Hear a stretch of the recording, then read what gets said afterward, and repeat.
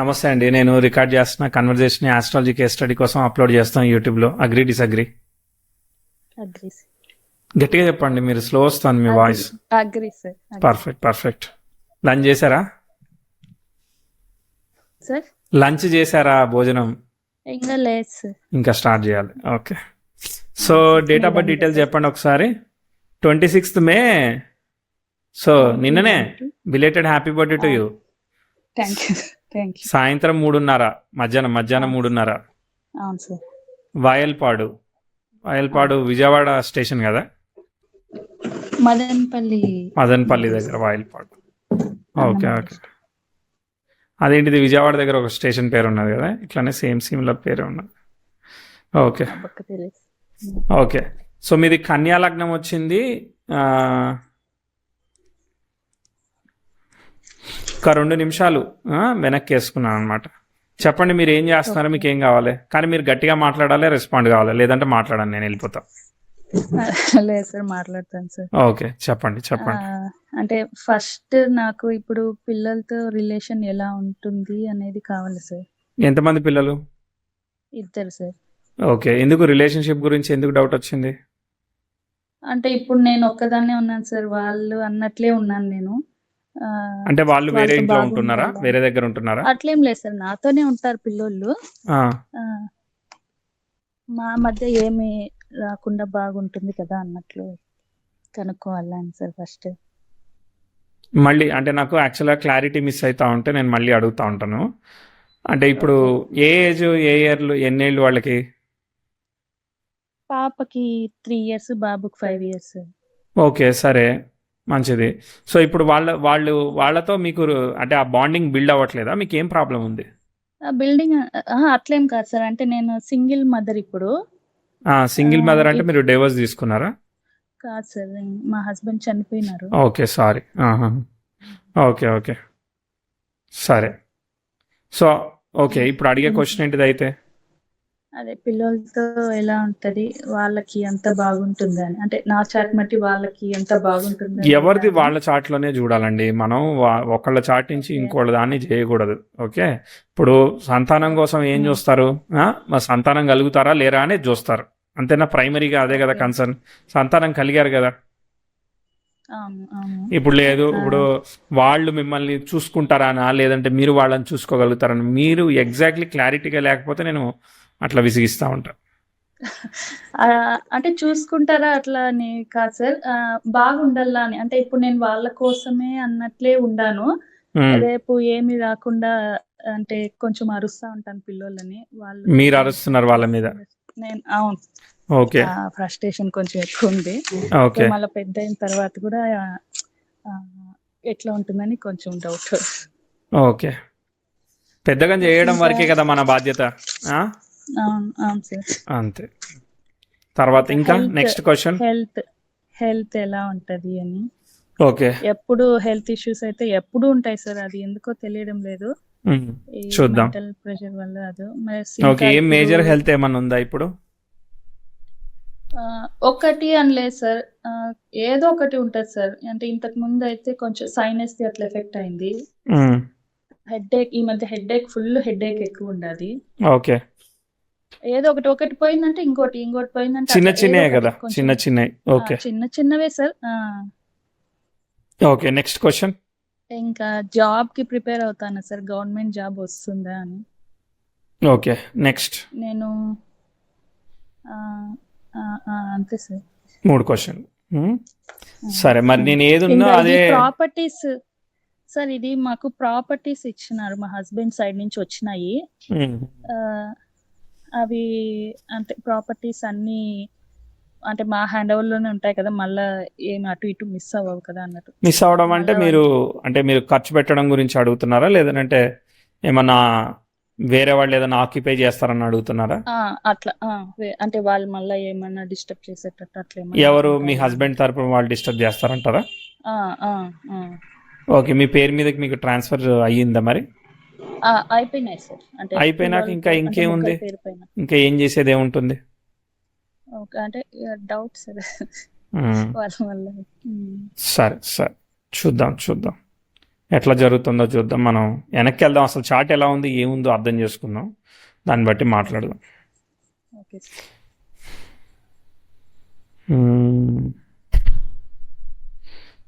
ఇప్పుడు మీది అసలు బర్త్ టైం కరెక్టేనా? సార్ మా అమ్మ అయితే 3:30 అనే చెప్తున్నారు. కొంచెం అటు ఇటు కూడా ఉండొచ్చు సార్, అంత పర్ఫెక్ట్ గా అటు ఇటు అంటే ఒక 4 ఉంటుందా? 4 ఉంటుందా లేదంటే ఎట్లుంటుంది? 4 కూడా ఉంటుందా? ఏమో తెలియదు సార్, మా అమ్మని అడిగితే 3:30 అన్న వరకే చెప్పినారు, 3:30 అని చెప్పినారు. కాన్ఫిడెంట్ లేదా అయితే? కాన్ఫిడెంట్ అయితే లేదు సార్, అంత పర్ఫెక్ట్ గా అని అయితే తెలీదు. 3:30 అని చెప్పినారు, ఇంకా నేను 3:30 అని మెన్షన్ చేస్తాను. కాన్ఫిడెంట్ లేకపోతే చెప్పలేకపోతా ఉంటామండి. అంటే కరెక్ట్ టైమింగ్ అయితే కాన్ఫిడెంట్ లేదు, కానీ 3:30 అని అయితే కాన్ఫిడెంట్ గా చెప్పినారు సార్. కరెక్ట్ టైం అంటే ఒక 1 మినిట్ అటు ఇటు అని అంటున్నారా కాన్ఫిడెన్స్ లేనిది, లేదంటే ఒక అరగంట అటు ఇటు కాన్ఫిడెన్స్ లేదా? నేను ఒక 5-10 మినిట్స్ అటు ఇటు ఏమన్నా 5-10 మినిట్స్ అయితే ఏం కాదు. ఓకే సరే. మరి కాన్ఫిడెంట్ లేదంటే నేను జాతకం చెప్పకుండా వెళ్ళిపోవాలి, అది నా బేసిక్ ప్రిన్సిపల్ అనమాట. అంటే కరెక్ట్ గా అయితే 3:30 అని చెప్పినారు. అంటే మీరు కొంచెము అంటే 3:24, 3:12 అట్లా చెప్తారు కదా సార్, అంత పర్ఫెక్ట్ గా రాసి అది ఓకే అండి, అది నేను చేసుకుంటాను, నా ప్రాబ్లం లేదు. కానీ రాసింది అది కరెక్ట్ గా ఉంది అని అంటే నేను చూసుకుంటాను. కరెక్ట్ గా అయితే 3:30 అని అయితే చెప్పినారు సార్. ఓకే, అసలు చార్ట్ ఎట్లున్నదో చూద్దాము. Okay sir. కన్యా లగ్నము, లగ్నం చిత్తా నక్షత్రంలో పడింది అనమాట, అర్థమైందా? అది కుజ నక్షత్రంలో పడింది. కుజుడు ఎక్కడున్నాడు? సప్తమ స్థానంలో ఉన్నాడు. అంటే తృతీయాధిపతి సప్తమ స్థానంలో 6వ భావంలో ఉన్నాడు. దాని స్టార్ లార్డ్ వచ్చేసి దశమంలో ఉన్నాడు అనమాట. ఓకే, అష్టమాధిపతి సప్తమంలో ఉన్నాడు, అదొక్కటే కొంచెం ఉంది. ఇంకా వేరే ఏమి ఛాలెంజ్ ఉంది? వేరే ఏం లేదు. గురుచంద్రులు ఇద్దరు దశమంలో ఉన్నారు, అది బాగానే ఉంది. దాని స్టార్ లార్డ్ ఎవరు? రాహు. రాహు వచ్చేసేసి పంచమంలో ఉన్నాడు. ఓకే, మీకు పంచమంలో శని తర్వాత రాహులు ఉన్నారు, మారిపోయారనమాట. చంద్రరాహులు పరివర్తన ఉంది. అంటే స్త్రీ జాతకంలో చంద్రరాహులు పరివర్తన ఉంటే మనం వర్రీ అవుతూ ఉంటాం, అర్థమైందా? యాంగ్జైటీ, వర్రీ లాగా జరగదు ఏదో జరుగుద్దని ఇట్లా వర్రీ, టెన్షన్ అదంతా ఇస్తుంది. సో రాహు ఎవరిని ఇండికేట్ చేస్తున్నాడు?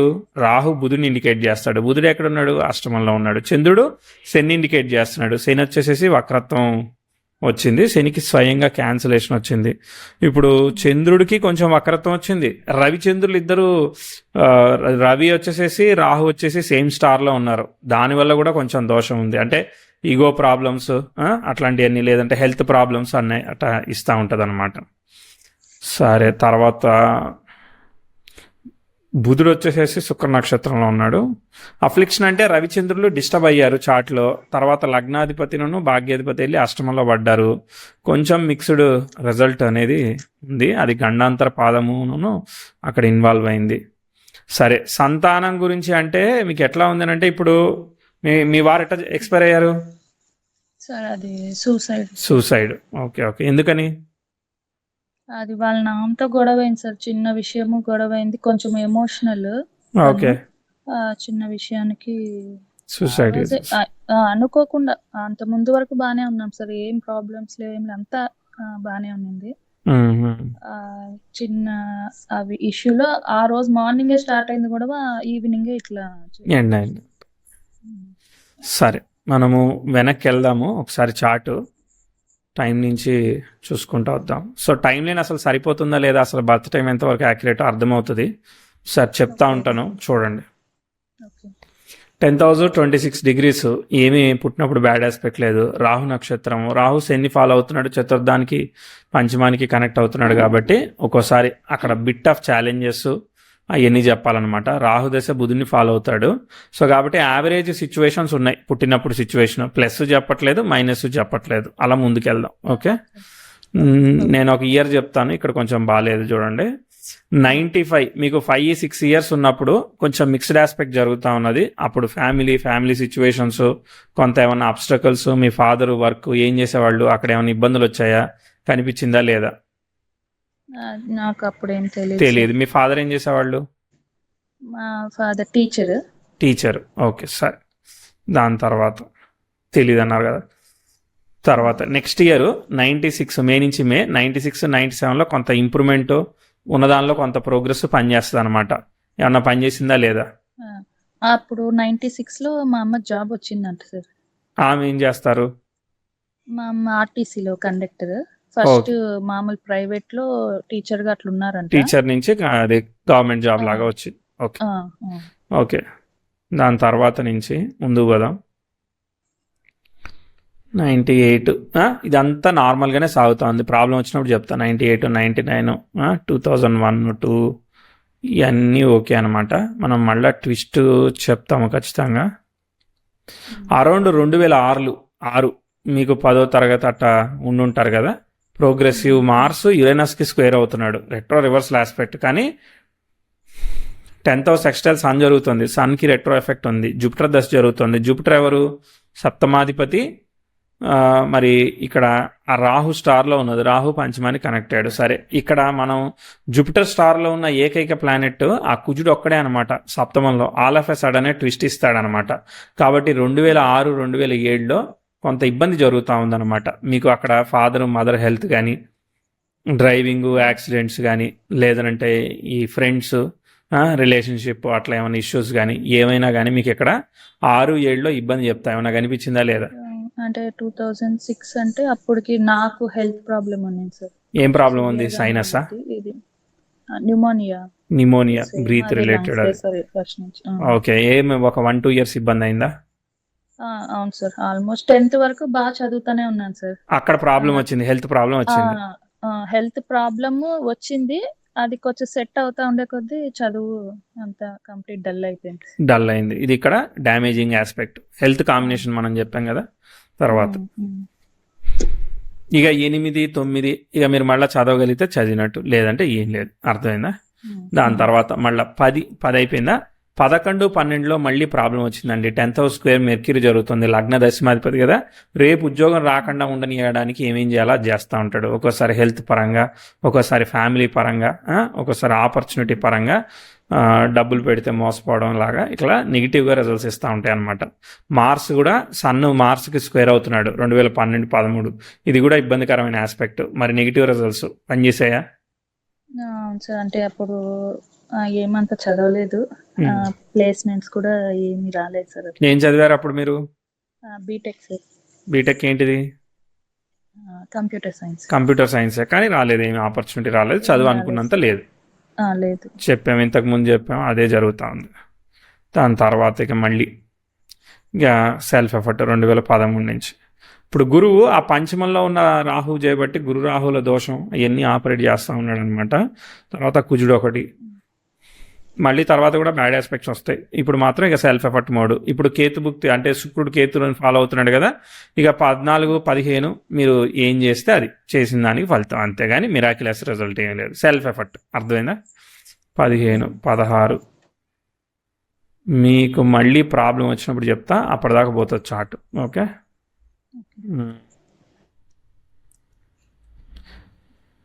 మీకు మళ్ళీ ప్రాబ్లం వస్తూ ఉంది. 2020, 21 ఈ ప్రాంతంలో మళ్ళీ ఒక నెగిటివ్ ఆస్పెక్ట్ జరుగుతూ ఉన్నది. గురువులో రాహు జరుగుతూ ఉన్నాడు. గురువు న్యూట్రల్గా వెళ్ళాడు అనుకుంటే గురువులో రాహు చిత్ర దశ నెగిటివ్గా ఫలితం చేస్తూ ఉంటుంది.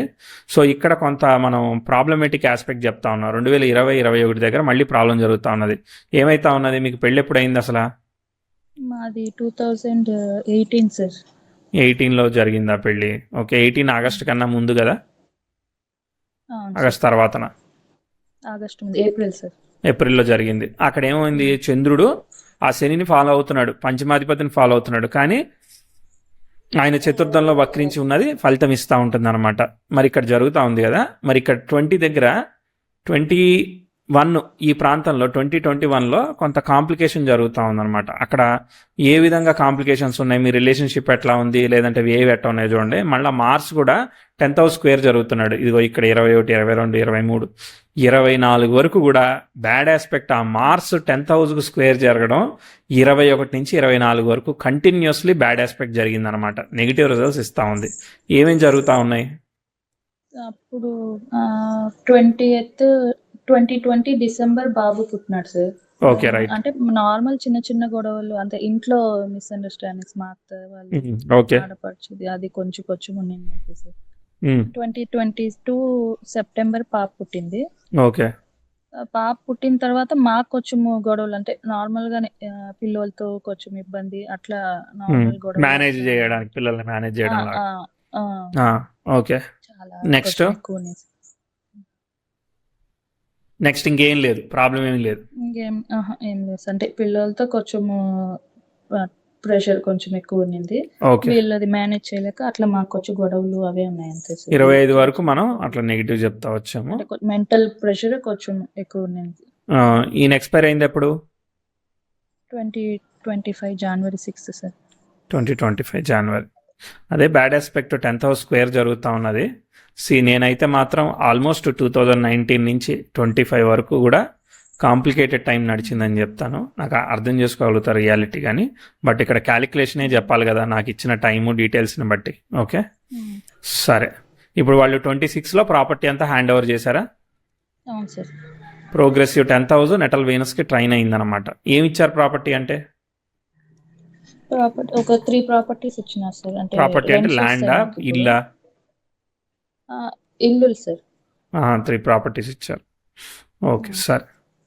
ఇప్పుడు 2026 మే నుంచి ఆస్పెక్ట్ పాజిటివ్ ఆస్పెక్ట్ జరుగుతూ ఉందన్నమాట. ఓకే, మీరు ఉద్యోగం కోసం ట్రై చేస్తూ ఉన్నారు కదా, ఇక అది మీరు ఏదో ఒకటి గవర్నమెంట్ అని అన్నారు కానీ బట్ ట్రై చేయండి అని చెప్తాను. సాట్రాను సన్ను వచ్చారు కదా, సాట్రాన్ స్టార్ లార్డ్ సన్నే కదా, ట్రై చేయడమే, కాన్ఫిడెంట్ కాదు, ఎందుకంటే 8వ భావంలో ఉన్నాడు అనమాట. కాబట్టి మీరు సెల్ఫ్ ఎఫర్ట్ అని చెప్తా, కానీ ఈ టైంలోనే మీకు ఏదైనా ఆపర్చునిటీ వస్తే ఈ టైంలోనే రావాలి 2026లో. అర్థమైందా? ఈ ఇయర్ మాత్రమేనా సార్? ఆ ఇయర్లోనే ఇంపార్టెంట్ ఆస్పెక్ట్ 26, 27 మీరు గవర్నమెంట్ జాబ్ పెట్టుకున్నా కూడా టార్గెట్ ఇక్కడే పెట్టుకోవాలన్నమాట. ఓకే, ఇక్కడ మాత్రమే ఇంప్రూవ్మెంట్ ఆపర్చునిటీ కంటిన్యూ అవుతా ఉంది. ఆపర్చునిటీ చాలా కాలం ముందుకు పోతూ ఉంటుంది. బ్యాడ్ ఆస్పెక్ట్స్ లేవు. ఓకే, బ్యాడ్ ఆస్పెక్ట్స్ లేవు కాబట్టి మీరు ముందు పోగలుగుతారు ఏదో ఒక ఆపర్చునిటీని పిక్ చేసుకొని. ఓకే, దాదాపు మళ్ళీ 31లో ఒక చిన్న ఆస్పెక్ట్ వచ్చింది, తర్వాత మళ్ళీ ముందుకే పోతా ఉంది. మెర్క్యూరీ 10,000 కంజైన్ చేస్తున్నాడు. టైం అయితే నేను ముందుకే చెప్తున్నానండి. కాకపోతే ఏంటంటే decision making issues, wrong decisions తీసుకోకుండా జాగ్రత్తగా వెళ్ళగలిగితే మీరు సస్టైన్ అయ్యి ముందుకు పోతారు. ఓకే, మళ్ళీ 37లో టైం బాగుంది కాబట్టి హెల్త్ నెగిటివ్ చెప్పట్లేదు. అంటే ఇప్పుడు బేసికల్లీ చిత్తా నక్షత్రం ఏంటంటే సంతాన దోషానికి సంబంధించిన నక్షత్రం, కన్యా రాశిలో చిత్త. కానీ ఇప్పుడు పిల్లలు ఉన్నారు, కానీ ఇప్పుడు సింగిల్ పేరెంట్ కదా, మీరు హ్యాండిల్ చేయాలి కదా సిచ్యువేషన్. అర్థమైందా? అది రెస్పాన్సిబిలిటీ ఇచ్చినట్టు కదా, అది కూడా దోషమే కదా. అర్థమైందా? అట్లా కన్సిడర్ చేయబడుతుంది. మీకు ఆపర్చునిటీ అయితే ఉందండి, ఏదో ఒకటి మీరు ఉద్యోగం ఏదైనా ట్రై చేయండి, వర్కౌట్ అవ్వచ్చు. ఎందుకంటే టైం ఫ్లో ముందుకు పోతా ఉంది కాబట్టి ముందుకు చెప్తా ఉన్నాను. సో ప్రాపర్టీ అని అంటే మీకు యాక్చువల్గా చతుర్థం దోషంగా ఉన్నట్టే, కానీ బట్ దశాలాడు బాగున్నాడు కాబట్టి సస్టైన్ అవుతుంది. కాబట్టి రిస్కీ డెసిషన్స్ తీసుకోకుండా జాగ్రత్తగా మెయింటైన్ చేస్తూ వెళ్ళండి, ఎందుకంటే టైం అయితే దశ అయితే వర్కౌట్ అవుతుంది. అది సంగతి. సరే, ఆల్ ది బెస్ట్ అండి. మరి చెప్పండి, ఇంకేమైనా మాట్లాడాలా?